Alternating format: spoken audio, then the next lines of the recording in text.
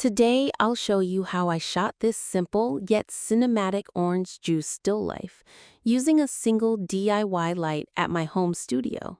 I'm using a black t-shirt as a backdrop to create a dark background. Now I'm going to fill this basket with oranges.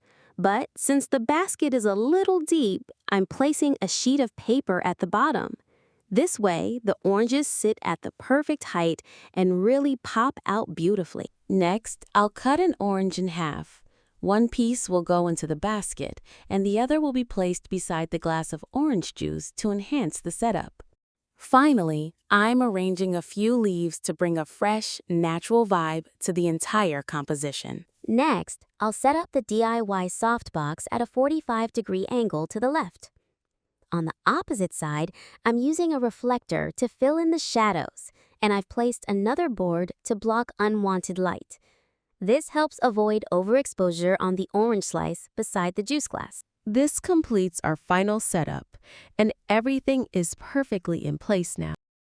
And here we go.